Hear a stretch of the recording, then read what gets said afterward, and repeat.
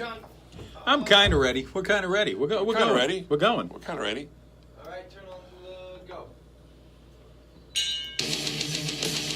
Hey, boys and girls.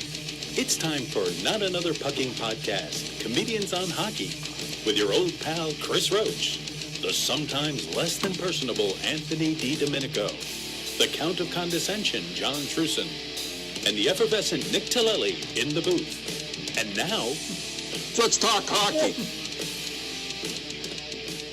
All right. Before we get going, we got to address a gaping hole in the studio. Gaping is a nice word. Gaping. Although slightly less gaping than 120 pounds ago because he's lost a lot of weight. Oh, fantastic. He's doing inspiration great. for a lot of people. Yep. A lot of people are following him around like he's Jesus. No, nobody's following him around like he's Jesus. Well, at his comedy shows. And online, Anthony DiDomenico, our resident Islander fan and also member of this team, is... And Surly Bastard. Another... Chris, how many nieces and nephews does his kids have? I feel like... I know. And I think it's only 2 or 3, but I think each one of them was baptized 5 times. The way it always seems like he's got to go to something. But he is he's the favorite uncle, of course. The kids love the guy, Anthony. And what's not to love? Mm-hmm. What's not to love besides? You do. Hey, move this so you can see your pretty face. Come on, Me? look. You say, look. See, you want to see your pretty face. Don't you know anything about show business? No, I'm learning. Weren't you on television or something? I'm learning. Well, there you go. Sometimes I was. There you go. Hey! Now you're talking. We are up and running, and this is where Nick's doing a little technical stuff. We're sharing. Nick's setting us up, but we should be good right now. We are on Facebook Live. We're going. Yeah, you're on. I just want to... We are going. Episode 2 of this season. Season 3 of Not Another Puckn podcast, Comedians on Hockey. And today, calling in at 3:30, we have Mr. Ron Duguay. We love Ron Duguay. Ron Duguay, who I talked to earlier, and wanted to know if this was video or audio, because he would have had to have actually done his hair. Let me tell you something. Ron doesn't have to do much to look better than we do. I know. That's all I have to say. I know. He's a handsome man, and we'll be talking to him about a couple of things about what's going on in his world. Well, the season has started. The season has begun. We're 2 games in. NHL season has started. Yeah. And what do you think? Did you watch both games, Roach, or no? Do you know what? Unfortunately, oh, now you're going to have excuses. If it's on a day where I have a show, it's tough. You know what I missed? I don't see that much anymore. The Rangers in 60. That's got to be coming. That's got to come back, right? Mm-hmm. It's got to come back. It was I loved it. Chris. Yeah. They have fast forward, DVR and fast forward. You can Yeah. create your own Rangers in 60. You're right. I gotta start taping. It's a little more proactive, but you could do it. I gotta start taping. But both games, from the highlights I've watched and from what I heard, the Rangers were the better of the two teams. They just didn't win. The Rangers looked good. I was very happy with the Rangers play, because there's little mistakes here and there. In the first game, you know what they did? What? Did you hear this at the end of the game? What did they do? They're down a goal. Mm-hmm. It's like a minute and a half to go or something. They pull the goalie. Right.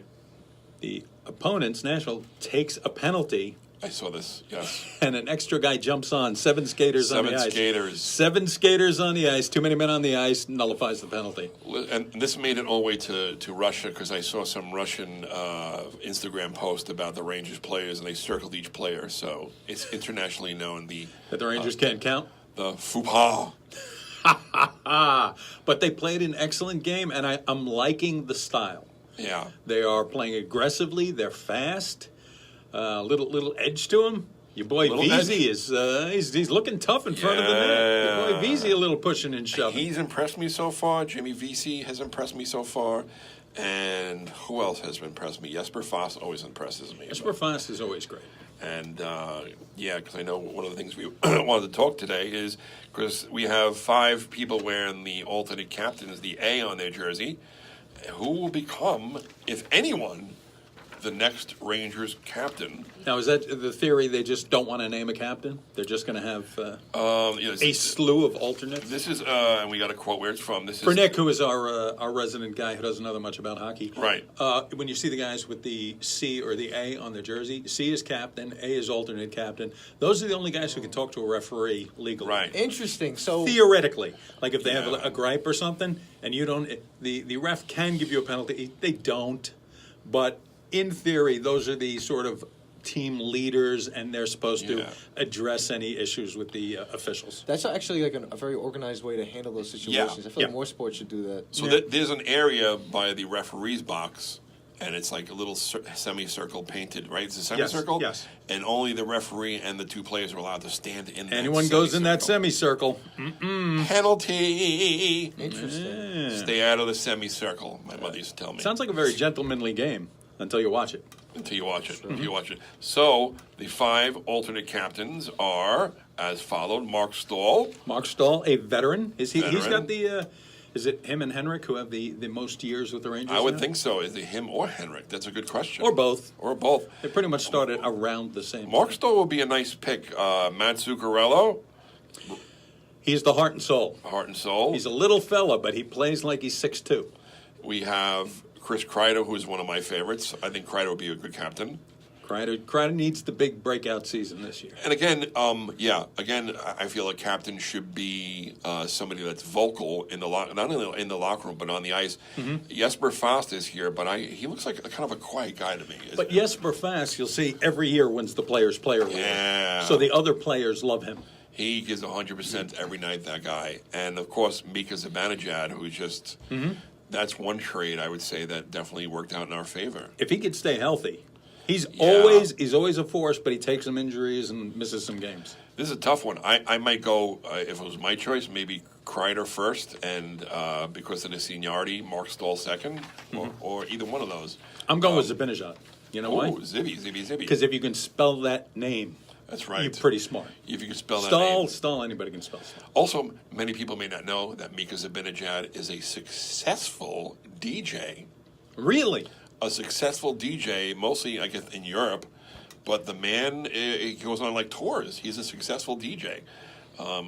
Scratching the records and stuff. Really? I've never heard any of his. I think he has. So is Hodor from Game of Thrones. He's a successful DJ? Yes. In real life? Yes. Okay, because I think Mika actually has. Maybe you should get into that. Wow. The Kevin did on Kevin Can Wait. Kevin did call me Hodor one episode, and I want to make a compilation of all the names that Kevin called me in the 2 seasons. He called me Hodor, Sasquatch, Lurch, Groot. I want to make a clip of those. But he didn't call you for season 3. They didn't call me. Thanks, Nick. And Nick, stay in there if you're going to say stuff like that, all right? If Nick isn't bringing love into the studio. Well, somebody's got to take. Yeah, that's right. Domingos. You can be in here taking Anthony's place on the grumpy line. Yeah, that's all right. Yeah, it's okay. So yeah, we got Mika is a DJ, and what was I going to do? Okay, you said Hodor. Hodor from Game of Thrones is a DJ. Very interesting. It's funny when we filmed that scene, because we're talking comedy and hockey. Just so you know, this podcast is comedy and hockey, show business. But when we filmed that scene, like Leah Remini was sitting next to Kevin, and she didn't know what he was going to say. So he said something, and I said thank you, and he goes, "Not you, Hodor." And she bursted out laughing. It was on a blooper reel, if I could find that, but a very funny moment. All right.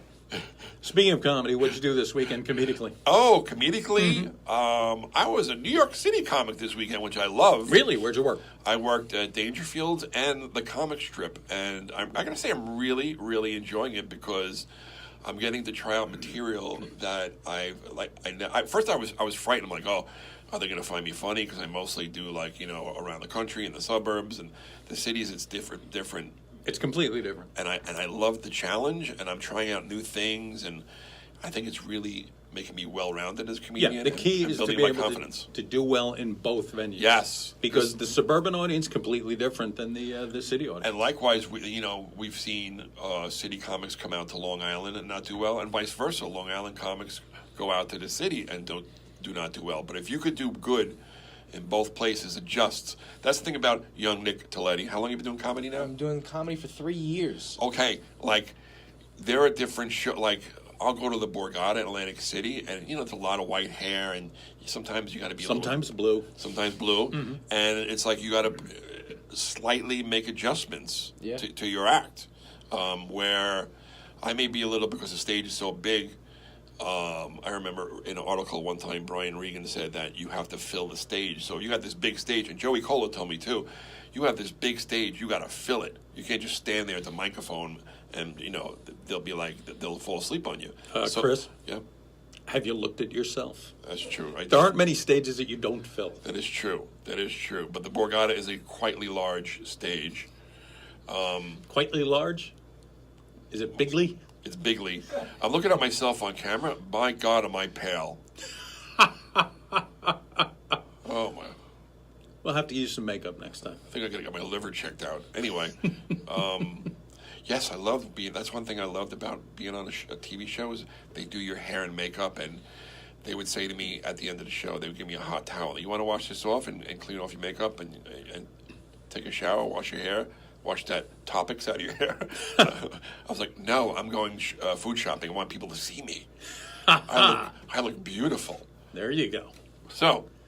Okay, so you worked in the city this weekend. Well, you had a good time. This past weekend, I loved it. Yeah, and yeah. So that was it. What'd you do, John Truson? I watched hockey. You watch hockey because I was prepping for this. John Truson. I said I could have worked. I replaced myself on some shows and said I'm going to watch these games so that I can comment intelligently on the podcast. Oh, very good. There you go. Now, can we see our? We definitely we've doing some new things. Now we have a screen up here where we can see comments. Stakowski said Hughes is going to be the next captain. You mean Hayes? I don't know. By the way, look, I don't think we have a Hughes on the team, but I think you meant Hayes, maybe Kevin Hayes. Kevin Hayes would not be a bad selection either. Tough player, big dude.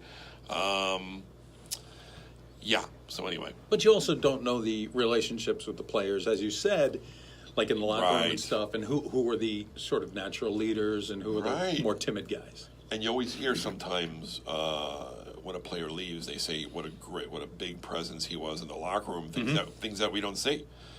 And sometimes in that locker room, that's tremendous because, when you're down, like say 3-0 going into the third, and you got everybody sitting in the locker room. Matt says Hughes is the clear-cut first-round pick next draft, which means our friend Matt, is insinuating the Rangers will finish last and get the first pick. Oh, you see what happened there? Oh, okay.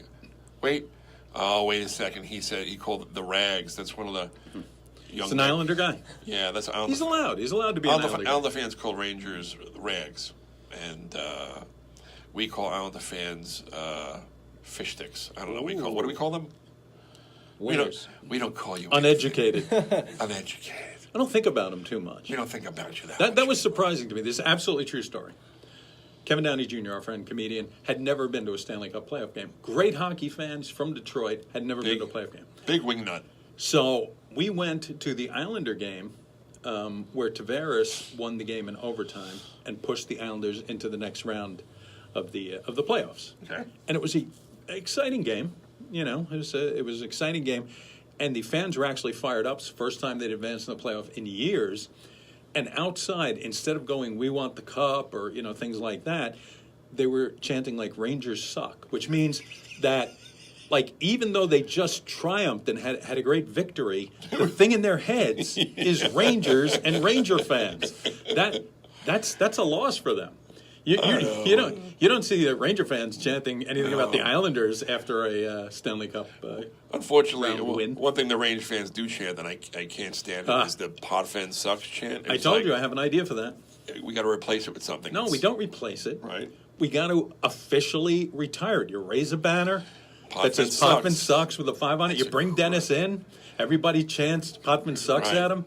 And you raise the banner and you officially retire the chant. The man I think that would be great. I think Potvin would get a standing ovation if he walked into the. I know. I think that would be awesome. because Tell Nick what the I was just gonna origins. it all started. The Rangers were a favorite to win the Stanley Cup. I think it had to be 70s, 80s, late 70s, and we had a player by the name of Ulf Nielsen who was a defenseman. No, just center. Center. Hedberg, Nielsen were. Okay, that's right. Ulf Nielsen, and he was checked by the Islanders Hall of Famer defenseman Dennis Potvin. And most people say it was a clean check. It was a clean check. But it broke, I think, his leg, right? It broke Ulf Nielsen's leg, Yep. and that altered the course of the Rangers' Cup quest. Yeah, he basically finished the season for the Rangers' best player. And since that day, if you go to a Ranger game at Madison Square Garden, there is a chant that happens 3 or 4 times a game where the people remind us that Potvin sucks. Right. And this happened like 35 years ago. And it starts with a whistle. Some guy's whistling very loud. I can't do it. But every time it whistles, I look around, I'm like, where is this son of a bitch? Where is he? Knock it off. Do you even know what you're talking about? I feel like I was going to say I feel like a lot of people just chant now because everyone else is chanting. And They don't know what no they're. idea. Yeah, They don't know the origin. They don't know where it comes from. I'd probably do that. But Matt was saying, here that he could be the next Crosby. This kid, Hughes, huh? Nice. I cannot wait. I don't think the Islanders are playing their first round draft pick yet of 2018, or the Rangers. I can't wait to see these two kids go head to head. That'll intensify the rivalry. Matt, who actually should be here with an Islander jersey on, helping us out with the podcast in Anthony's absence, says that even Nielsen said there was nothing wrong with the head. He just caught a rut in the ice, which happens. Is Matt the guy you play hockey with? No. Okay. Who the hell's Matt? Hey, Matt. He's that guy. He's Hey. a knowledgeable Islander fan. We like him. He knows his hockey. You're welcome here, buddy. That's right. I'm sure we met him 1,000 times, but Yeah, you're more There you go. authorized for the studio than I am. So Matt, I should keep telling Eric to vouch for me. Okay. Who's Eric? Eric from the morning show? Eric Shevlin? he's a fan, you know. He plays with Eric. Eric Shevlin, him I did play with. Okay. I played on the team with Eric and then actually told him about this and he ended up doing the morning show here. I'm skating this week. Are you skating this week? I am skating this week. I will be there Tuesday, Wednesday, Thursday I have a game, and Friday morning. Can I tell you something, John? You actually look like a nimble ice hockey player. Like I feel like you. Nimble? I wish I was more nimble. You really? Nimble? I wish I was more nimble. I'm okay. He knows what he's doing. I'm getting better because I work at it, but I feel like I always see you around here just floating around on your feet. I don't know. I really do. I really meant that. I was like, wow. I feel like he just sneaks in. He's very, very nimble, John. You very- sneak in. I'm like a ninja. Very I don't see that for you though. Go ahead. One thing, no, not nimble at all. When I fall, it takes like 5 minutes. I'm sure. I was always, you know what? And this is like, there's so much more information and training for young athletes today. I was the type of guy that in a rent out or practice, I felt like I was one of the top players. But when the game started, yeah. Did you Why? freeze up? Was it 'cause Why? of the What game, the happened? pressure? total psychological, Yeah. totally. Like I was so relaxed in the rent outs and the practices, but when the games came, my adrenaline got the best of me. But you have to do it's like this. It's the exact same as comedy. Right. Yeah. The first million times you're on stage, you're still thinking about it, but then there comes that point where it's just like, all right, I'm And- just gonna let it go. Like I know, like with baseball players, the kids they go to these what's it called, like a visualization. They have like they go to like these kind of classes, these sports visualization, or that helps them become more confident. And me, what did I have? I had nothing. I was this skinny kid with anxiety, and yeah, I'm just a little bitter. That's I saw a very handsome picture of you the other day. the mullet. A picture? guy I skated with in the morning. His buddy graduated the police academy same time you did, and there was a picture of like you and a couple other guys. Oh, And I was 96? like, look at how handsome that Chris Roach is. I'm gonna get you that Yes. picture. You were a cop. I did hear about that. Yeah, for a very short while, and I left that police academy in the best shape of my life. Everybody does. And they always say when you leave in the last day, they said you will never be in this good of shape again. You posted a picture of you at the beach, and I was just like, wow, that is Yes. a handsome fella. Yes, thank you. That was He pharmaceutical. was a little turned on by that. It was A little, pharmaceutical. little I bit. don't know if you noticed I cut out my legs in that picture so you didn't see. I always had, I put on some muscle, but I always had those skinny Irish legs. Mm-hmm. And so anytime I took a picture of myself with my shirt off, it was cropped. Yeah, it should be. Yeah. Strategically All right, let's cropped. get back to you getting on the ice. Yes, that's what I want to Getting hear. on the ice. All right, now I was there when Chris got on the ice for the first time, and the moment he stepped on the ice, he was terrified. Because he had come with me. We bought. He had gone with me. I got the top of the line skates. They're like custom skates. They took a panoramic picture of my foot. I'm sorry, how long ago was this, by the way? This was back in May. May? Yeah, it was like a year ago. It was a year ago. Really Year recent. ago. Wow. Well, I'm getting them back on the ice. Yeah, I stopped playing since I think like 4 months now. I want to, and it's the best cardio ever. But when I first got on the ice, the first 30 seconds, immediately into myself, I said, "This was a bad idea." Because But see, I'm going to tell you what I think you did wrong. Because I suggested this to you and you didn't do it because it's what I did.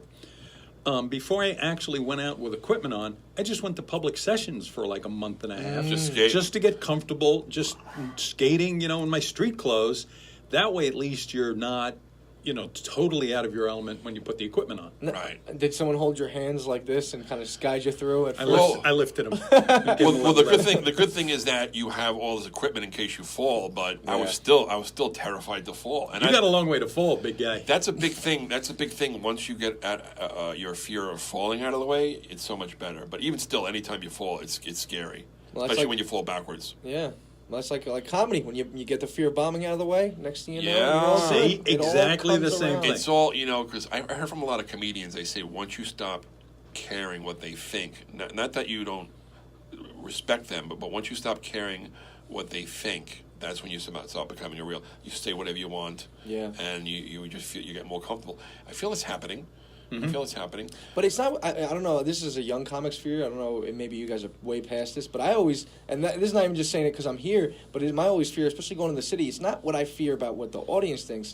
It's the owners, the manager. Like I don't want to piss them off about something that I say. Like that's no, a weird I was balance. like that. No, I was like that. You've super. And I don't want to say that just because John's here. I mean, I really mean that. That's the next fear. I was like, if they told me to do 5 minutes in the early days, I did 4 minutes and 50 seconds. Yeah, I'm telling exactly. you. I was yeah, like, that's I exactly. never wanted to go. I was Well, see, paranoid. that's smart. Oh, okay. It's smart. You don't want to step on. You never want to insult the club. Never want to insult the club owners. That kind of stuff. You do have to be very careful about that because they take pride in their business. Yeah, I feel like there's such a balance when it comes to that. Like the audience I get, it's just like these are the people you're actually going to be working with. Audience, I feel like comes and goes. Yeah, and it turns out Matt's a hockey player himself. There you go. I'm either going to be a good comic or a good hockey player after this. That's it. We're going to get Taleli on the ice. Right. And So when are you skating this week? I'm getting a commitment out Yeah, of you. please, I want to see that. I'm thinking, what are you doing Tuesday? Tuesday morning. I'll be there. All right. I'm saying it on the air here. Tuesday morning, I'll be there. Unhappy? We need video evidence. Jean, Yeah. you might have to I will videotape. I will and bring take it to the video show. of Chris Roach on the ice. I got it. For me, like half of the workout is getting the equipment on because I'm sweating when the equipment's. It really is a lot of stuff to put on.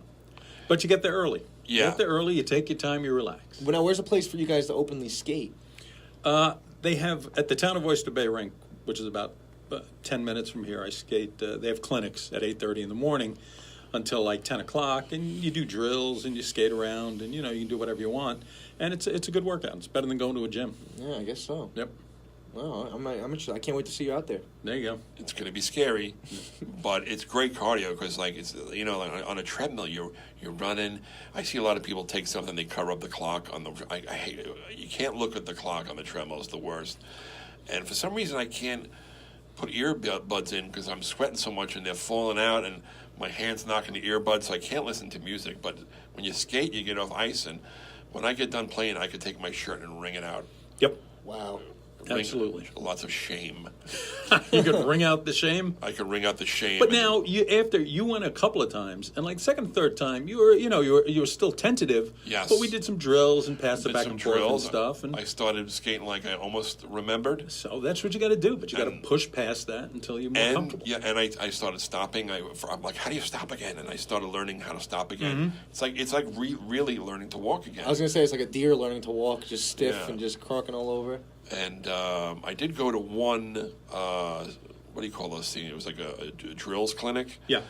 And I show up. This was at Indian Head Road in Kings Park, and it was just me and one other guy. And I was like, oh my god, this guy worked us out to the point. I was like, when you just like it's just snot's coming out everywhere. And I'm looking at this guy. I'm like, guy, I'm like 50 years old, right? I'm just coming back and trying. And he was a friend of my brother's too. But it was really a great experience. But did this guy work me out? Holy crap! See, Now- but it's good for you. Now, what level do you go from? Okay, now I can skate. Now, I'm sure playing hockey is a totally new thing once you learn how to skate, right? Because now you need to skate fast and precise, all right? Yep. And are you at that Yeah. level yet, John? Or I like playing games and stuff. I mean, the adage is, you skate from the waist down, you play hockey from the waist up. Because it's like two completely different things. Your legs are Yeah. doing one thing, skating, and then you working the stick and doing all the shooting and all the stuff with your upper body. So it's two things that have to happen at once. And then there's that. Who was the NFL player who said he could be in the NHL in 6 months? It caused a lot of controversy. I doubt that. Somebody, I think he's on the Seattle Seahawks, and he said, "Give him 6 months, he'll learn to play hockey." And it's like the biggest laugh. Everybody's like, it was all over the internet. Did you ever see there are some YouTube videos of other sport professional athletes trying hockey, and it's pretty funny. that's actually something hilarious. It is. It's just it's like learning one sport and then having to learn another sport. It's like just playing. If you ever played street hockey or deck hockey, that's like just learning to play that takes skill. And then okay, you're good at that. Now put on ice skates. It just Yeah. that's why a lot of these players these great players, they start skating as soon as they can walk. The parents have them on skates. And some people don't realize that ice is slippery. Ice is Oh, I slippery. heard that Yeah. actually. I don't know if Ice it's is true. slippery, yeah. A lot of people have slipped on it and not realized that it was the slipperiness of the ice that made them fall. Oh, it's true. Yeah. So Chris Roach is committed Tuesday morning. Now, Tuesday morning, I'll be you there. realize that next week, probably Anthony will be back. Okay, And I'm going to share with Anthony if you do not show up. I'll be there. And you know that I'll give it to you, but do you want Anthony No. to give you shame? Anthony's a good friend to have around because any success that I do get, he humbles me. Oh, it's good to have. He humbles me with insults. I'm like, oh, okay. What if you don't get any success? Even when I was on the show with Kevin, he's like, "Oh, I noticed you haven't been on in 3 episodes." I'm like, "Oh, thanks for noticing, pal. Thanks for noticing." Like I'm not sitting at home biting my nails or anything. Like, am I going to be in next week's episode? Yeah, hilarious. So now the Rangers first couple of games. Let's get back to the Yeah. to the thing at hand. The Rangers first couple of games, they showed good speed. You know what I like about them? When they have a man advantage, either with a power play or when they pull the goalie at the end, it looks like they have a man advantage. Yes. Because we've seen some Ranger teams where the power play just looked like a bunch of guys running around. It looked like it Right. wasn't organized. Didn't look like they had control of the game. I think it's safe to say the power play will be better this year than it was last. Better be. Yeah, especially with you got Shattenkirk out there. If Shattenkirk stays healthy, yes. he makes a difference. Knock. Your boy Bushnevich is Bushnevich on is the big point. on the power play now. That's a big thing. Like on the power play, you got 5 skaters. They have 4 plus goalies, and a lot of times I don't know who started it, but they started putting a forward back on defense. So you have 1 defenseman and 4 forwards, so to speak. So you get more of an offensive edge. I'm trying to think the first time I ever seen that. I think I remember the Rangers putting like Sandstrom or somebody back there in the 80s. It was different. Can I ask something that this may Yes. seem really dumb? If people are on the bench, and I feel like hockey's always going in, and it's like fluid. Yep. So they're pulling people out during the game and throwing people in. Guy correct? jumps off and a guy jumps on. Same. Okay, and Yep. does that happen when someone gets the puck? When does that happen frequently? You never make a change when the puck is in your defensive end. Okay. You'll see is sometimes players will take it to center ice, like the red line, just throw it in deep, and then everybody will change. Okay, that makes sense. Because offensively is not, you can make a change. Defensively, you're leaving your goalie out to dry because then the other team could just go in with an odd man rush. So Yeah.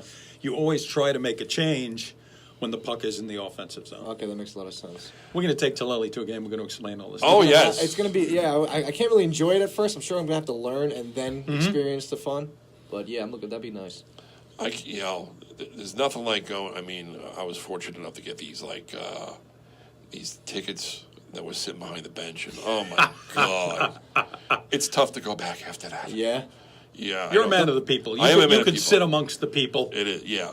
Well- It's like the seats are so tight. Being a big guy, when you're up top, it's like the seats are so damn And tight, there's close no together. no free cheeseburgers. No free cheeseburgers. Royce doesn't like to pay for his food. I'll tell you that right now. But MSG is not bad with the seats. It's like if you ever gone to like a Jet or a Giant game, it's like you have to literally look at the guy next to you and go, all right, I'm going to put my shoulder behind you. You can put yours in front of me. It's like you're so tight against somebody. You don't even know the guy. You're like squished up against him.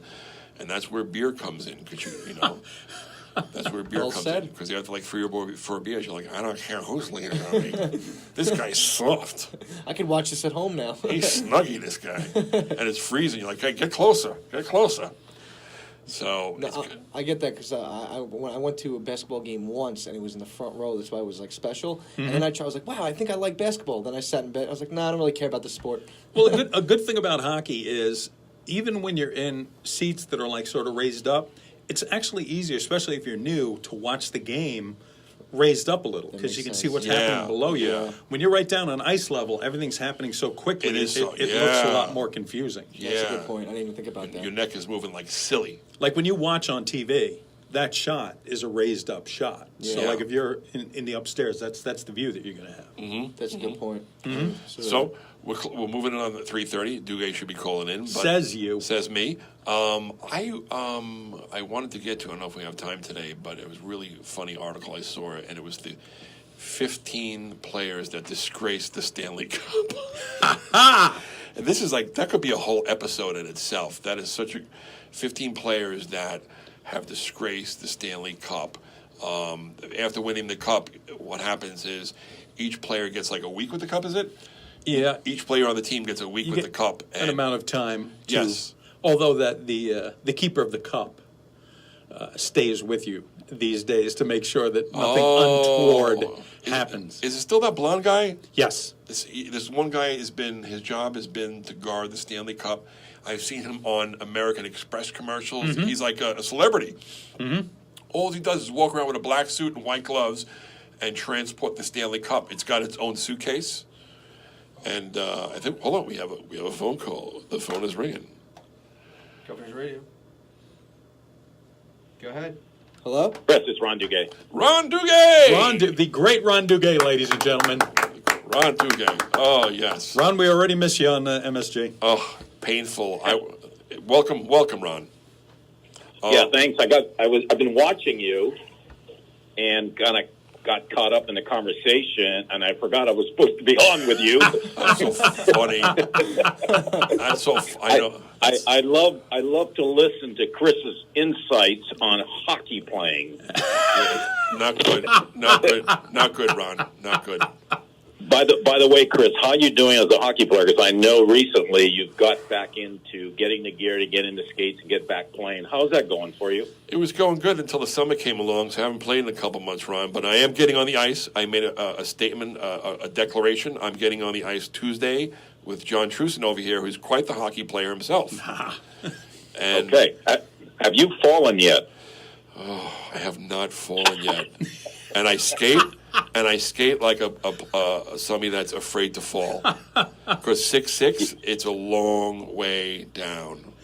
Yes. No, I understand. Well, a seems- lot of it is, one time I'm going to go out there with you and I'll give you the basic fundamentals of just skating because as a hockey player, you must learn how to skate before you start playing the hockey. Yeah.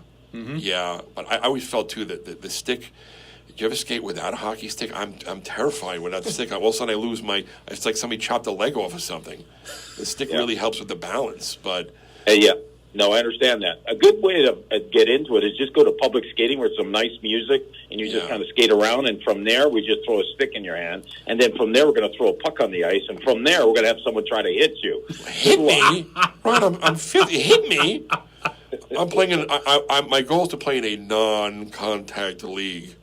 There's always going to be contact. Yeah, I know. Would it be similar to the NFL right now where you can't touch the quarterback? Very similar to that. You know what? In fact, I'm going to get myself a red jersey, a red penny. I'm going to wear a red penny for the players to see me. Yeah. Oh. So I understand you've been spoiled at MSG with some good tickets. Oh my God! It's like what an incredible moment, and we had the picture before. It's on the face page of the podcast. It's what do you call it? The Facebook. page? It's okay. Facebook page. You are so technical. Yeah. Anyway, my first time there, where we lose 5-2, and the guy comes over and goes, "Hey, we're going to put you on the jumbotron." I was like, Yeah. And it was my first time. Not a good time, right? I know, but it was still being a kid that grew up listening to you guys, like especially the Ranger Islander games where it wasn't televised and I didn't have Sports Channel and I would listen to it. Being a kid that grew up watching hockey, listening to hockey, to that moment where they put me on the jumbotron it's so surreal. And I remember watching it like over and over as I'm laying in bed, my wife's sleeping. Like, did that really happen? It was crazy. Well, it's great because you get to meet your heroes now. Ron being one of them. Yes, You know? I got to meet Ron, who was a very big fan of Ron when I was younger, and now I always tell this to people. I will never forget where I came from, and like I think it was like Christmas, and Ron texted me "Merry Christmas." I'm like, Ron Duguay texted me "Merry Christmas." I'm showing everybody in my family. Look at Ron Duguay texting me "Merry Christmas," and it's incredible. It's something I'll never take for granted. Yeah. Well, we're friends. We're friends now, right? We are buds. Ron, so I took Ron to the filming of the last. He's part of history. He saw the last scene of Kevin Kuwait recorded, where they said, I guess they call that the martini shot. Mm-hmm. And little did we know we wouldn't be coming back, but he was there. He was there, and Kevin. He got to meet Kevin, and Kevin, of course, knew. Kevin, not a big hockey fan, but knew who Ron was. I mean, even if you don't watch hockey, if you were a sports fan in the 80s, you had to know who he was. It's funny, when I introduced Ron to Leah Remini, she says to him, do you remember Ron? Yes. She said to him that, I'm sorry if I don't know who you are, but I was in a cult during that time.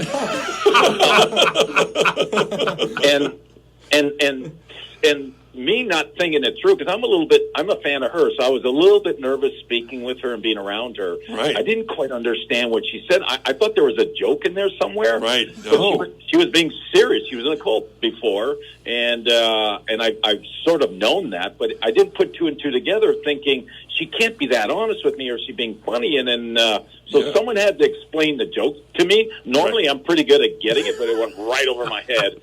And when she said that to me, I kind of gave her a fist pump, like, yeah, like I had no idea. It was great. That was funny. That was funny because she. I'm saying to myself, she's around my age. She's got and every woman in the New York State loved Ron Duguay with the hair flowing and during the heydays there. But she was really shut off from society. She had no idea what anyone was. She was in the what's that religion again? She was Scientology. Yeah, her parents were big into Scientology, and she was a child of Scientology. Henceforth, her program of fighting Scientology that's on. Where is it? History Channel or something? Yeah. Now we have Ron on the phone. Yes. Before we move on, I just wanted to share with you what I shared with her and Kevin, and even yourself, Chris, how important it is for laughter. Anything that's you're part of something, like you like an athlete for being who he is, the entertainment value, but clean comedians to me are so important to me, because I need time off to just be able to get away from the stress and be able to laugh. And I kind of shared that with her and Kevin, and for Chris, for you also. It's awesome to be, I know you'd love to be a hockey player, but being a comedian, you're in a special place. I just want to tell you that. I appreciate that, and I'm going to print that up and put that on my corkboard at home. But, it's so funny. If you look at my 6th grade yearbook, it says, what do you want to be? And it said hockey player. So back then I had my sights on the NHL, but unfortunately with my chicken legs and my asthma, it never worked out, Ron. Oh, okay. So here we are today. Right. Talking Ranger hockey. Mm-hmm. I mean, you have your own show right now, Talking Ranger hockey, or just hockey in general. We're trying to keep it's. We have a lot of the Ranger Islander rivalry. We have a guy, Anthony DiDomenico, who's not here today, big Islander fan. So we have a lot of fun talking about the rivalry. And we also try to tie in comedy to it. That's why it's Comedians on Hockey. And what was Anthony most impressed by with Ron Duguay? Anthony was so looking forward to talking to you, because he was so impressed, because he's a very big fan. And I didn't even know you appeared on the show, Beverly Hills 90210, if I said that right. I didn't know you were on that. Yeah.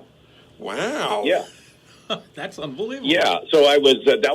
I've done a little bit of acting. I don't know if that was considered acting. Sure. Basically, just playing myself, and they given me lines. But it was part of something that was special. It was towards the end of their show, also 902. So I got to meet Jason, and then later on, when I retired, I started to play with the celebrity hockey team, a traveling celebrity hockey team that Jason was on. Right. And so I got to know a lot of those guys, Alan Thicke, and there are so many that played. But, that was a little bit of my I wouldn't say it was my debut because I was on Ryan's Hope. If you guys are probably old enough to remember Ryan's Hope. Oh, my God. I didn't know you were on Ryan's Hope. We got to find this stuff. Oh, we're getting these clips. We got to find this. Yeah, that, and Alan Thicke, because he's a friend of mine, he had this sitcom called Hope and Gloria. Do you remember that? Mm-hmm. Yeah. I don't remember that one. You do? Yeah. Hope and Gloria, yeah. So I was on that show also. I had a couple scenes there.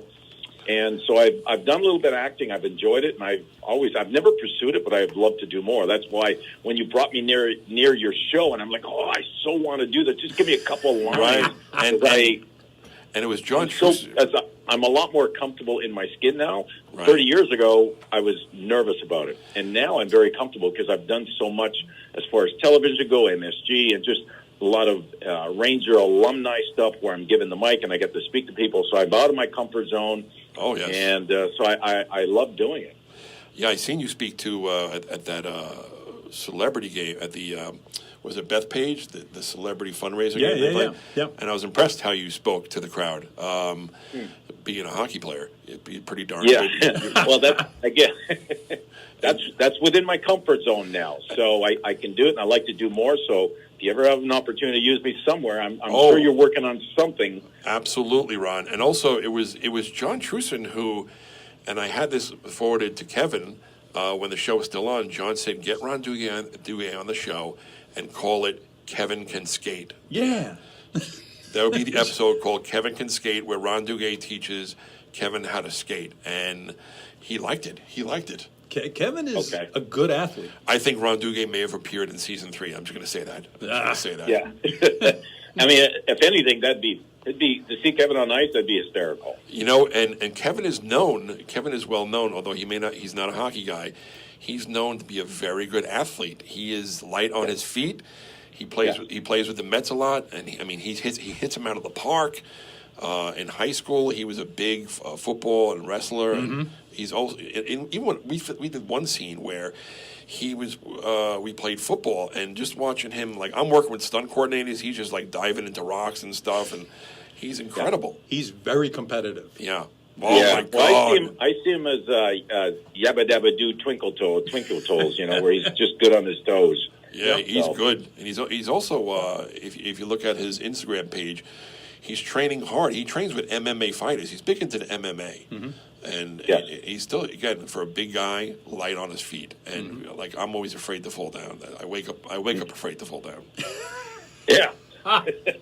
No, I follow him, so I like what he's doing. He's an inspiration. You know, yes. Guys that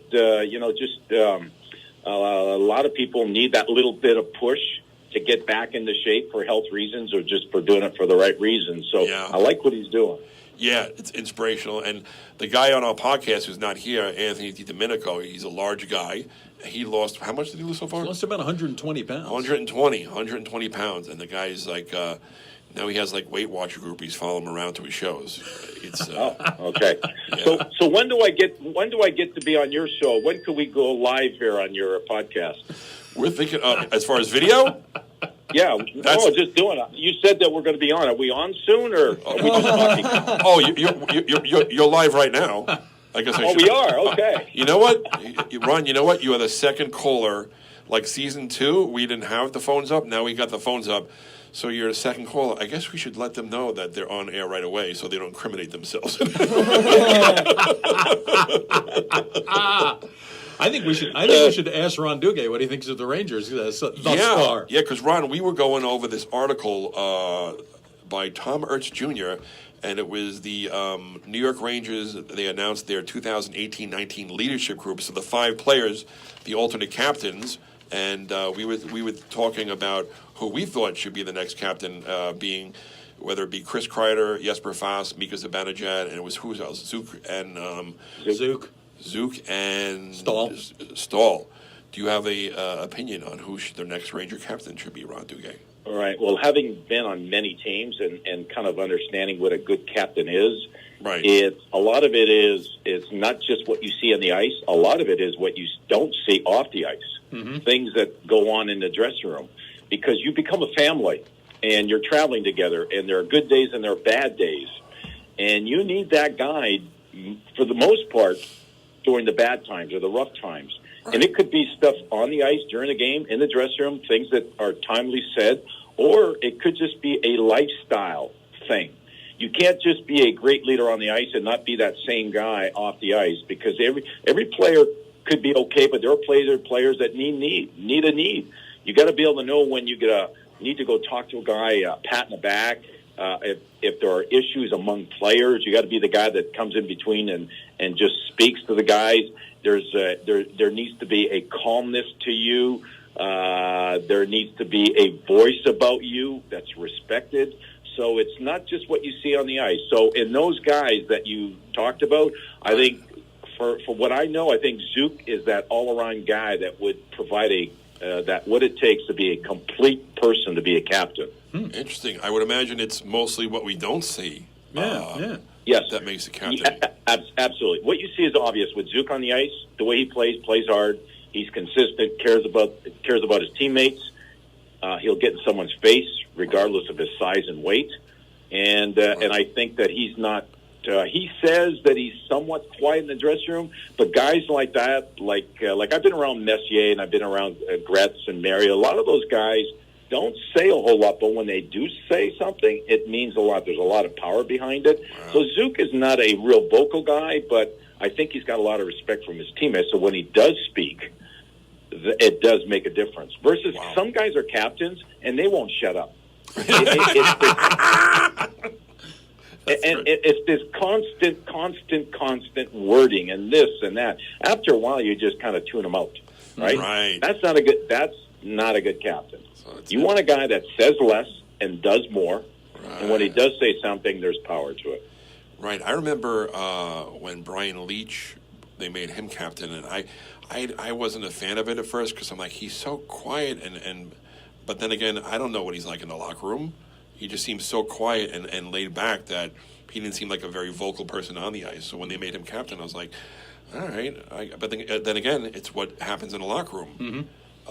Well, here's another thing I want to address. Let's look back at Ryan McDonough.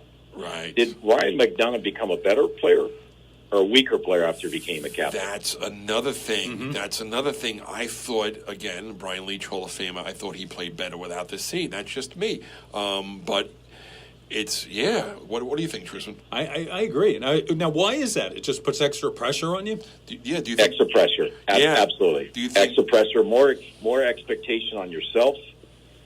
Because you got enough pressure on yourself like it is, but you start, if you're not the right person, because some guys, the added pressure makes them better. But other guys, when they take on too much pressure, it could make it worse. Right. So that's kind of my issue. To change the subject a little bit, that's kind of my issue with Lundqvist. I think he's just too hard on himself. Oh. Mm-hmm. He's a very proudful guy, hardworking guy, and he wants to win. That's all good. But when you are putting too much pressure on yourself and the guys around you, that could be a bad thing when things aren't going right. And we have seen that in the past with him, where he tends to be a little stressed out when things aren't right. If a defenseman in front of him makes a mistake, results in a goal, you can tell by his body language that he's kind of pointing the finger without pointing a finger at that D. And when it's obvious to me, when I'm watching from here, it's obvious to that player, and that creates tension and stress. So, and a lot of it is just he hates to lose. Yeah. And he puts a lot of pressure on himself to be the best, which is fine. Right. But you got to be careful on how you manage that. I think one of the reasons he's probably listening, my brother Tommy, who were like a year and a half apart, he's a goaltender. And I think it's one of the reasons I stopped playing, because he was always screaming at me. I played defense, Ron, and if somebody got past me and scored on him, oh my God! I broke my metacarpal in my right hand by laying down to block. It was a rent out, and this guy was lighting my brother up for the whole rent out. And finally, he went to go wind up, and I just laid down in rent out, laid down in front of the shot, and broke my hand because I didn't want to hear my brother yell at me again if this guy scored on him. And I'm sure he was doing it in a loving way. Oh yeah, that's why I've always had a soft spot for goalies. Ron Hextall, and Ron, have you ever met a well-adjusted goalie? No. Well, not many. The one I know him a lot, and Billy Smith being one of them. Oh, him and I he's became great. good friends later on because we ended up doing a lot of hockey exhibitions together, and I got to know why Billy was Billy, and why he won Stanley Cups. And but I think the one goaltender that's well balanced, that's won Stanley Cups, is Marty Brodeur. Marty is a pretty laid-back, casual guy, and Kenny Danico will tell you this, that regardless of what's going on, he's always had that way of just staying calm during the pressure times or times where guys in front of him are making mistakes. There was no blame with him. If anything, you'll see him pat guys on the back. Right. That's huge. and that's that goes a long way. When a guy makes a mistake, he feels awful, and for a goaltender, kind of gives you the stare down. It makes it worse. Instead of a goaltender coming up and saying, "Look, let's talk," whatever, make a comment about something, but at the end, say, "Hey," patting them back and just say, "Let's get back at it. Everything will be fine. Whatever." Just a positive word. Yes, because after I quit playing hockey, I tried joining a 2-man bowling league with my brother, and I'll never forget when I missed like an easy spare, and as I'm walking back to the seat, I feel him staring at me. It's something goes back to my child. I feel him staring at me. I look at him and I go, "What?" He goes, "Come on, man. I don't want to lose." I'm like, "Tom, it's a Saturday night. We're hanging out." And he goes, "I don't want to lose to these two fat bastards." I'm like, "Tom, this is somebody's parents we're playing at. We're playing against somebody's parents that got a babysitter." It's like, can't we just enjoy ourselves? But everything was a competition with this guy. Yeah, in the Zip, you were trying to play back. Right. Mm-hmm. Right. But what do you think? I'm trying to lose? Yeah. But getting back to the question, Ryan McDonough, did he get better or worse with the captaincy? What do you think, he John? put too much pressure on himself, and his play pressure. suffered a bit. Too much pressure. It's almost like we talked about this the last podcast. How many great players, get traded to New York and they just shrivel. They don't produce. It happens a lot because then on the flip side of the coin, you get guys that come into the Garden, they're playing against us, and all of a sudden they get like these tremendous games, 3-4 goal games. Mm-hmm. There are players that would rather go hide and go play in Phoenix, be a good player there, right? Under no pressure. Or there's other guys like myself. I want to go to the Big Apple. Right. I want to go on the big stage, right? I want to be seen. And to me, it brings the best out of me. Well, it won't be from the lack of not trying. It'll be you make mistakes, right? Or you're just not your best. But for me, right. that was the best thing that happened to me coming out of the gate, playing in New York, Madison Square Garden, putting that Ranger jersey. It was like you being introduced that first time, me stepping on the ice at the Garden the first time, right. And then for me to have. You got it for 3 seconds? Hi, everybody. Yeah. I got to be out there and just get a reaction out of the fans by just playing hard, hitting someone, right? And you get the power to get a response from someone, right. to have people talk about you when you leave the game, like. Do you see that number 10 out there? Right. I mean, to have that power to be able to do that, that's awesome as an athlete. That's what some players don't get. They just play and they just kind of blend in, right? They just blend in, they play, and they're okay. Yeah. Versus go do something special. Be noticed out there. Be noticed. This is excellent advice for comedy. Every time I stepped on the ice, I know they were going to notice me. Yeah. And so, anyways. That's why you're a fan favorite. And we're on the topic, I think a lot of fans were very upset to hear that you're not coming back as a announcer, commentator, post show, and everything. A lot of fans are upset. And I know there's a petition going around too, which if you, I don't know if you read the petition, the guy who wrote it really did a nice job writing it. I think when I found out, it's almost like when you're watching, I used to watch a show 6 Feet Under, and one time one of the main characters, they didn't even let you know, he got killed. They killed him off, and you were like, the next day, you're like, that didn't happen. That didn't happen. There's no way. There's no way. And I think a lot of people are like, there's no way they're not bringing Ron Duguay back. Are you crazy? He's like you're the face of the team. Mm-hmm. Yeah, there's, I don't want to get into it too much, but yeah, I basically just, my contract came to an end, and they didn't renew it. They basically said in a 1-minute conversation, not to me, not even to me, to my agent, saying, we're not having him back. We're going in a different direction. And for a couple, 2 or 3 weeks, we've asked for a why, and we haven't gotten a why. And so you can only assume that whoever's made that decision, which I kind of know who it is, thinks that I am not good for ratings. So when you look at how TV win, they win by having good ratings, by having a good show. So if they're using someone else, they're thinking that person or that whatever they're going to do is better for the show, better for ratings. So I guess if he's right, he's right. He's going to look good. But if he's wrong, he's going to be wrong, and there's going to be a lot of people unhappy. So I'm just sitting back, and I'm kind of looking at doing other things. And I sensed this was coming at one point because the guy started judging what I was wearing on the air. And that's the one thing that people love about you. Yeah. Like, what is Ron going to wear today? Mm-hmm. Yeah. Well, when he started telling me that what I was wearing wasn't coming across well, I'm thinking, okay, he must be on social media and listening to an Islander fan making a comment about me. Probably right. Right. Now, you're sitting back almost like Erin Hayes from Kevin Can Wait, the wife, when they killed her off. She sat back season 2 and just watched everything just, not go good. Right. So, listen, I'm not going. Listen, I look back. I'm so grateful I got the 12 years for me to reconnect with the fans. I mean, I'm probably, when I walk the streets now, I'm more popular now than I've ever been as a Ranger person. And so I'm very grateful for the 12 years I got. And if I was ever to come back sometime in the future, that'd be awesome. But until then, I'm going to spend a lot of time as a Ranger ambassador because I know on that side they really appreciate me. So I'll probably a little more hands on with the fans, which is a whole lot of fun. I'll get to take you, Chris, to the garden. I can have you stand right by the class. If you want, I can have you sit on the bench. Yes. Yeah.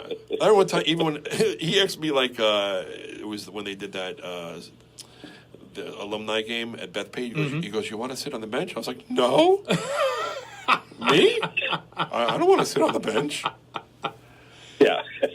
Or be a coach anyway. Yeah. So there's going to be other things. Plus, I started this program, this school program. I'm going to schools in the Bronx with Stefan Matteau Cote-Nord, and we have this leadership program that we started, which is called Leadership and Legacy. So we go to the classes, we talk to kids, we encourage them, we start talking to them. We're having them think about, who are you? What is it that you think you want to accomplish in life? So we go there with a lot of encouraging words. We kind of we walk through what we've been through, the good days, the bad days, and we've teamed up with Woodlawn Cemetery, which is, you wonder why Woodlawn? Well, Woodlawn's got a lot of famous people buried there with legacies. So we take them on this field trip over to Woodlawn. They get to pick someone. They write about them. And at the end of the day, they do this presentation in front of the class about legacy, about someone else's legacy and what they think their legacy is going to look like. And that's what's really important. We're having them think with every day that they live, with everything that they think about doing. What are their kids going to say about them? What are their friends? How are they going to be described later in life? And that's why we have them thinking that way. That way they don't just go day to day not having a whole lot of thoughts in their head about what they're going to do. So we're very encouraging, and we just get them thinking about their legacy. So anyways, having said that, that's going to make up a lot of my time during the winter. I'll be around New York a lot. And then, of course, I'd love to have my own show, as you're doing right now, live audience at some bar in Manhattan after a game where the fans can maybe walk in, maybe 15 minutes after the game's over. Fans come in. We have a live show. We talk hockey for about an hour, and we just have a whole lot of fun because there's nothing like that out there. So that would be great. I could see that on MSG. That show. But yes, yeah. Well, we'll see what happens. I have some interest right now, and I would love to do something like that. That'd be a whole lot of fun because a live audience with no commercials. We'll just have a good sponsor, no commercials, and just have some fun, right? That would be incredible. And I was going to ask you, next time you go to the graveyard, can I come with you guys? Because I could use some inspiration. And I have no idea what my legacy. I don't know. This is something I'm going to be thinking about. Yeah, it really. There's your work legacy, and then there's you as a person, as a father, as a husband legacy, right? Oh my And God! so those are things that you start to think about. Thinking about, I'm on the verge of a panic attack right here, Ron. Oh my God! I do personal counseling, just so you know. Yeah, I may be interested in that. Oh my God! But yeah. So any thoughts on the Rangers after the first two games? I thought they played well in both games, and for a team with a lot of young guys playing, they competed hard. Right. They looked pretty good out there. I was not upset that they lost two because they looked pretty solid. Yeah, and we were just talking about how we've been impressed with Jimmy Vesey. Yes, we're fast. We're always impressed with him, but it's definitely it's an interesting and exciting time for the New York Rangers. I saw a statistic that it's the youngest New York Rangers team since 1955-56, and I was like, wow. I thought in the 50s and 60s the players might have been older. I don't know, but the youngest team in quite some time. Okay, well, let me give you my thoughts on it, Okay. Because I looked at the team this summer, and you look at them on paper, and you're not quite sure. And then I saw them in training camp, and I saw how they were competing. And then I listened to Coach David Quinn, his philosophies on how to coach and what he thinks the character of the team is going to be. And then I saw him in an exhibition game. I saw them play. I saw them compete. I saw a little more toughness. I saw some speed. I saw some guys that could score goals. Now, you put that together, what is it that you're going to have, right? And so I think they were prepared the best they can against a very tough Nashville team in Game 1. Yeah. And then we saw Lundqvist play really well. He made 5 saves in the first period that he needed to do, which we think he's going to need to do early on in this season because mistakes are going to be made. Some mistakes are going to be made, especially defensively. So we saw that. So he kept them in the game. It was a close game. They almost got a point out of it. And then you go into Game 2 in the Buffalo, you think, okay, this is a winnable game. The thing is, what's going on right now is that these teams are so prepared at the beginning of the season, regardless who you are, because these coaches understand that a one or two games can put you in the playoffs or out of the playoffs. So it's not like it used to be 20 years ago where the first 10 games where you just everyone's kind of casual. It's not like now. Everybody's going 100 miles an hour, and you have to be ready to play at your very best. So they won against some good goaltending, got some chances. So what I'm thinking going into tonight's game is the comment that I made. They just need, because they can score goals, they just need a couple of bounces where they can get an early lead, get some goal scoring, and get some confidence among the line mates and within the team that they can be. I think they can be okay. They just need to find a way here in the next 8 games to go 500. They go 500 in the next 8 games, so they don't start to fall back and get into a little bit of a hole. But overall, I like the team, young players, I like the leadership. They play hard, and I like the coaching staff. Good coaching staff. Very good, very good. We're very excited, Ron. We're gonna wrap it up, and what we want to do now is every person that calls and every player, we want to have like the stock 3 questions to ask you, and it's almost our inside the actor studio moment, Ron. Okay. One question we Jim have. Lipton. Jim Lipton, correct? Yep. Yes. Yes, I love Jim. Jim's a big hockey fan. I don't know if you know. Oh, I did not know this. We'll have to Oh, yeah. We'll In fact, back in 1986, I was around him, and he asked me one night, he says, would you like to go to the ballet? Ballet. Nice. The ballet. And I politely said, yeah, sure, love to. And so I can say I went to the ballet, and it's just have you ever been to ballet? I have not. No. Okay. Well, it's on my bucket list, Ron. Yeah. It's you appreciate them, the entertainers. You can see how athletic they are and how great a shape they are. And it's not something that I think I would go back to, but I'm glad I did it. Anyways, I got to know Jim, and because he's a big Ranger fan, he'd come to the games quite a bit. I haven't seen him in a couple of years, and so I got to know him, and he's quite the character. Wow, and it's impressive that you know him as Jim, and we all know him as James Lipton. But yeah, that's the most impressive. I was very impressed by that. Yeah. So the one question of the 3 that we have is, if hockey, I guess somewhere in your college days or minor league, let's say hockey did not work out for you, did you have a backup plan? What would Ron Duguay, what would you have done? Farming or anything? I don't know. Farming. I don't know. A lot of players like to farm, I guess. What would you have done with yourself, Ron, if you were not a hockey player? It did not make it to and the this is NHL. this is one of the things I share with friends. And now when I'm talking, I did not have a backup. Okay. I was all in. In I fact, love I that. left. I left high school in grade 10 because at the time we were doing I was playing junior hockey, and we were traveling all over the place. We were doing a whole lot of traveling, and then I'd come home, I'd be a mess, be tired, try to go to school, couldn't concentrate. And at some point, I was in grade 10, I was going to school every other day, and when I would go, I would only go at noontime. So finally, the principal came up to me one day, and he said, and he kind of understood I was a good hockey player. He says, Ron, it's okay if you don't come back to school. He actually said that to me. Wow. And this would have been 1974, maybe 73, 74. And then my parents, because they only had grade 6 education, they're like, yeah, okay, whatever. Like, you're a good hockey player. It looks like you're going to make it. So I did not have a backup. And I look back and think back. I didn't have any other interest but playing hockey. I did it 24/7. Right. If I wasn't on the ice playing, I was thinking it and I was watching it. That is, So, no, I didn't want to be an astronaut. I didn't want to be a doctor, a lawyer, nothing else. I've heard that kind of response of several people talking about their careers. I know, like, when I first started doing stand-up comedy, I was about a year in, and a friend of mine I was living at this bachelor pad, and he came into my room, and he's like, what are you going to do if this comedy thing doesn't work out? And that was never an option. I said, that's not an option.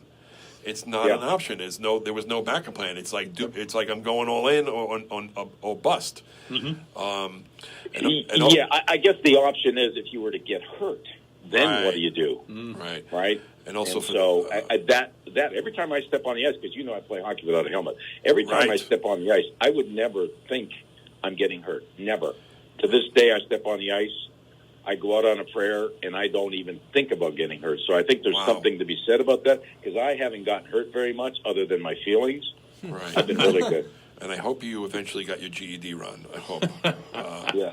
Ron's doing fine. If kids are listening at home today, please stay in school.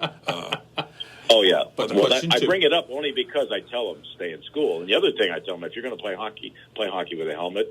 Yes. Okay. A helmet, but no, it's great advice. It's do or die. You get into something. Yeah. Sometimes a backup plan could be like almost like you're giving yourself an excuse to fail. But question 2 was John Trusman. No, you got it. John, we were going to say, as far as the players in the NHL, is there any players that you remember, like who is the funniest? Well, again, this is comedians talking hockey. Who is the funniest player that you ever played with, or probably could be a stand-up comedian? The first guy that comes to mind, I got to play, I think, 1 year with him, and there's always one funny guy on the team, or more. The one guy that I remember, which we all know, is Barry Melrose. Oh, wow. Huh. Yeah. Wow. So him and I played together in Detroit. Yeah, we played together in Detroit. And Barry, we call him Bubba. He always sat in the back, and he was always the guy in the back having a couple beers, and he'd always be the loud guy in the back. And you just gravitated to him because laughter, as I mentioned before, is really important. It's so contagious. Yeah, Bubba was very funny. Barry Melrose. For some reason, that's surprising to me because I think if I met Barry Melrose, I might be a little intimidated. I don't know. Wow. All right. Okay. That's interesting. Very interesting. Well, you guys, you listen to him on ESPN. He's always cracking a joke. Yeah. Okay. And what's funny about him, he laughs at his own stuff. I mean, he says something, he just cracks himself up. Okay. All right.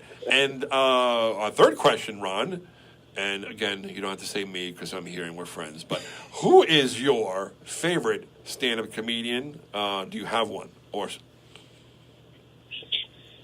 you know who I've really enjoyed? And for me, a clean comedian is important to me. Jim Gaffigan. Oh, he's great. My buddy. Yeah, very close friend of John's over here. John Trusman. Oh, he is? Yeah. I love Jim. Oh, John Truson here, my co-host, is a fixture in the stand-up comedy world. He's been in the business for like how long, Truson? I don't want to bring it up. And he worked at many comedy clubs, not only as a comedian but also as a booker. So he knows a lot. And we actually saw Jim perform over here at Westbury, and he brought us back. He brought us backstage. Great guy, and it's so. Yeah. I love when you see somebody on TV or you meet them in person, and they're as cool as you hope they were. And Jim Gaffigan is that cool. Yep. You know. Yeah, I would love to meet him sometime. He cracks me up. His one-liners, and I guess, and he says he's proud of the fact that his wife does a lot of the writing for him. Oh, his wife is brilliant. Yeah, Absolutely. have you met his wife? Yeah, Jeannie. Yeah, Wow, she's great. Yeah, and so, but I'm telling you, I'll come home sometime late at night. I've been out and have a couple of adult cocktails, and I'll sit here and put him on. He just cracks me up. He's funny, the one-liners. And to be that clean and that funny is not easy to do. But yeah, sometimes your wife or significant other, because they're so close to you. My wife, she'll say stuff funny and not even realize it. Like one time she asked me, because I always wear like natural deodorant. I don't want to put aluminum under my armpits. She asked me one time, she goes, "Are you wearing deodorant today?" And I said, "Yeah." I said, "Yeah, I'm wearing Tom's of Maine, natural. You know this." She goes, "Is it onion scented?" And That's good. She's so sarcastic and funny that a lot of the stuff she says ends up in my act. Yeah. Oh, that's good. Yeah. Can I give you my top three guys? Sure. Go. All right, because again, clean comedian is really important because especially if you have kids, right? And, Right. You just want to be able to laugh at something that's clean. Jerry Seinfeld is another one that I've always really enjoyed. Long Island guy, Jerry Seinfeld, very funny, very funny. And the guy that kind of took over from Seinfeld because he left is when I started watching King of Queens. Kevin James. To me, his body language, his everything about what kind of a I don't want to call him a loser on the show, but he's really funny as heck. Lovable loser, and him and his wife when they start scheming on stuff.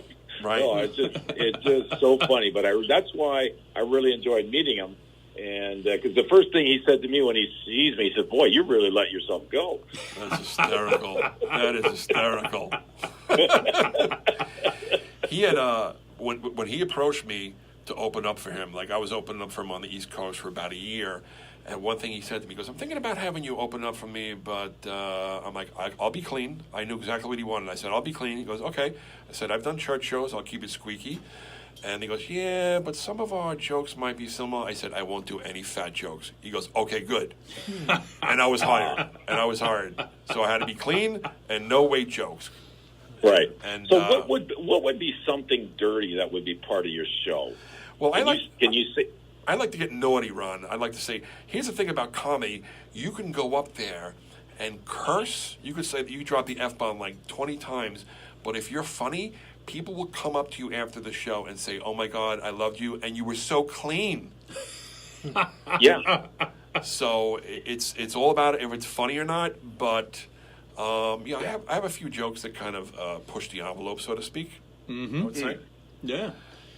Okay. And your wife is fine with that. She's fine. Yeah, she's the brunt of a lot of my jokes, and so is my father. And my father loves it. My father loves when I make fun of him on stage, even though people will groan at. So, like, there's one joke I have about my dad. I say my wife and we moved in with my dad to save for a house. Well, actually, we're not really saving for a house. We're waiting for a house. And Yeah, that's good. yeah, and sometimes people get upset at that joke, but my father loves it. He goes, "Make fun of me more. Make fun of me more." Years ago, he said to me, "I give you carte blanche." Yeah. He loves it. That's great. Yeah, that's funny. Anyways, we got to get hooked up one night, not only to come and see you, but I got to go see Jim somewhere, Gaffigan, because he's freaking. Definitely. Yeah. We're making it happen. We'll make it happen because John Truson, a very good friend with him, will make it happen. And thank you so much, Ron, for calling in today. Yeah. And we definitely want to have you call in again in the future because we love you and you're awesome. And we hope to see you back on MSG soon, like the rest of New York. Yeah. All right. Well, thanks. Good talking with you. Don't forget the game starts at 5. They're in Carolina. Yep. All right, we're on it. That's why the hockey podcast was moved back to 3:00 today. Okay. Thank you so much, Ron. How long is your show, by the way? Is it a 2-hour show? No, we try to keep it around an hour, but if it goes long, it goes long, right? Right. Yes. Yes. Okay. We'll go long All for right. Ron Well, I Duguay. wish you the best. I wish you the best for your show. All right, brother. Thank you. Bye. All right, see you soon. Bye. All right, that was great. That was great. The great Ron Duguay. And it's great. He's so well adjusted to TV and radio that Yeah. we didn't have to do any work. Yeah. No, The whole time. He's interviewing you. It's great. He's awesome. Because I know sometimes when I go on these local TV stations and they interview me, I'll just sit there. I'm like, okay, what do you got to say? What do you want to ask me? But he just took over, which was great. Ron is a natural, and we're making the Gaffigan thing happen. Yes, that would be great. How hilarious would it be if you go, what was your favorite comedian? He just goes, Anthony Domenico is hilarious. Domenico. He's one of the funniest. He's so funny. I love him. Anthony, by the way, joined Right. late and told us to ask him about 90210. We did, Anthony. We did. asked the great Ron Duguay about 90210 in your absence. So when we put the playback on Facebook, you can watch. There you go. This was a great episode. That was great. I know. And we miss you, Anthony. We did miss you. Yeah, absolutely. Not a little bit. A little bit. I don't know, we had fun today, huh, guys? Yeah, that was fun. It was actually more fun today. Yeah, really. No. All right, we're going to wrap this bad boy up and go watch some hockey. Let's do it. All right, you guys have been wonderful. Watch us every Sunday, hopefully, on Not Another Puckn Podcast, Comedians on Hockey. Yes. All right, I'm going to play the Rangers song just to irritate Anthony. Here we go.